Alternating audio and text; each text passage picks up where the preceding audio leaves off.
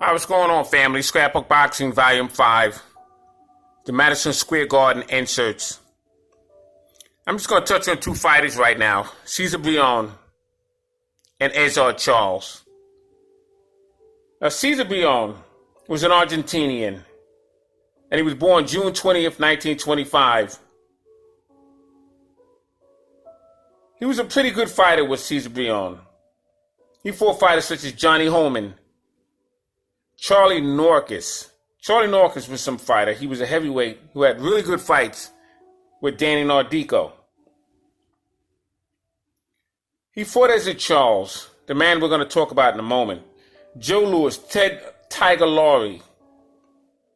He fought Wesley Beacon, Bob Baker, Rex Lane, Roland Lestraza, Gene Felton, and King Simmons, Bob Dunlap, Rex Lane. Pretty good fighter with Cesar Brion. But I really want to spend the rest of my time talking about Ezard Charles. We're going to go through 5 minutes of Ezard Charles. Ezard Charles, I've done profiles on him. But you can't say enough about Ezard Charles. He fought in Madison Square Garden.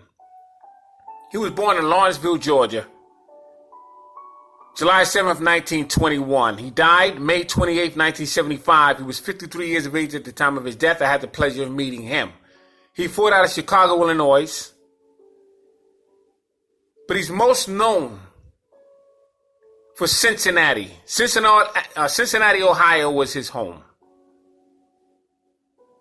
And he got into a conflict with a fighter by the name of Sam Baruti. He was from Akron, Georgia. And he would relocate to Ohio as well. You see, but I wouldn't say he was jealous, but he resented Ezard Charles getting all the attention, and he did not. So he wanted to have it out. He wanted to smoke with Ezard Charles. And I remember my dad telling me in Stillman's gym, they had that fight set up quickly because they sparred several times in Stillman's gym.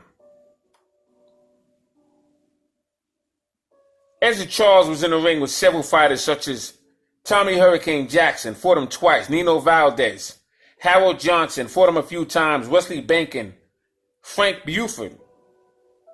He fought Rocky Marciano, 2 different occasions, 1954. He ripped Rocky Marciano's nose the first fight, went the distance, but he was stopped the second fight. I mean, he was in a ring with Oakland Billy Smith, who was the California light heavyweight champion, Jose Basora. This is when Ezard Charles was a smaller man. You see, Ezard Charles used to be a featherweight in 1937 when he was in the Chicago Golden Gloves.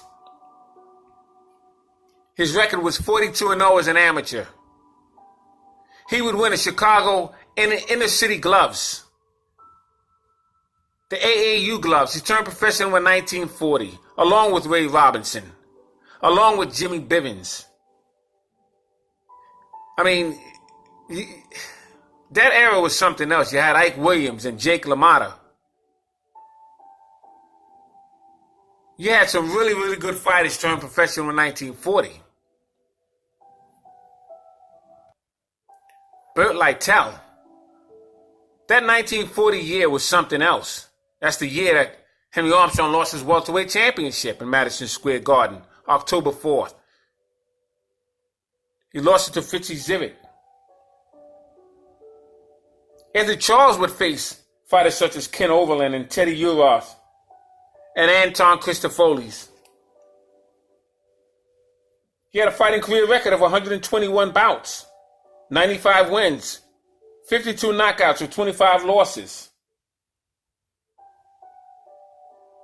Ezard Charles was a phenomenal fighter. He would retire in 1959. But when you talk about great fighters, you have to mention Ezard Charles. I mean, we're talking Lloyd Marshall and Elmer Ray, Archie Moore, Jimmy Bivens, Joey Maxim, Jersey Joe Walcott, Gus Lesnievich, Pat Valentino. Pat Valentino was something else. What a knockout that was.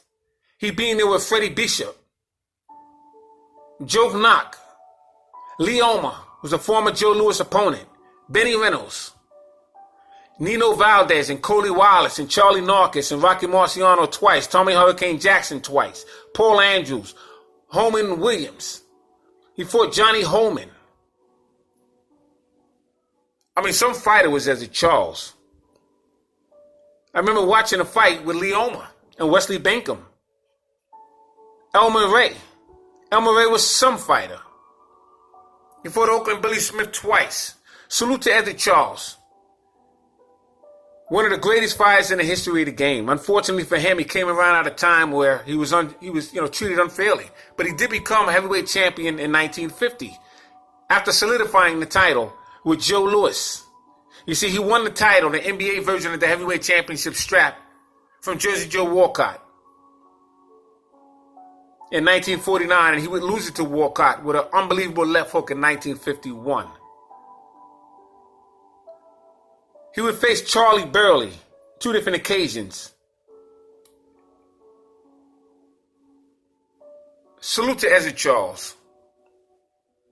Caesar Beyond. And all of the great fighters have fought in Madison Square Garden. If you'd like for me to continue, let me know in the comment section. Otherwise, this just may be my last insert Madison Square Garden video. So thanks for hanging in there with me, Scrapbook Boxing. I just wanted to go through those 2 fighters with you. They deserve to be mentioned. You have to understand the time in which they came. This is what's not understood. Forget the record in terms of losses.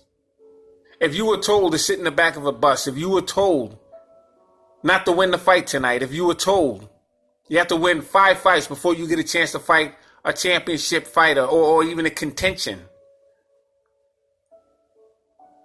If you had to fight the same fighter in murderous rows over and over again, you may not have the record that you're looking for. This is Scrapbook Boxing Museum of the Forgotten Fisticuffs series.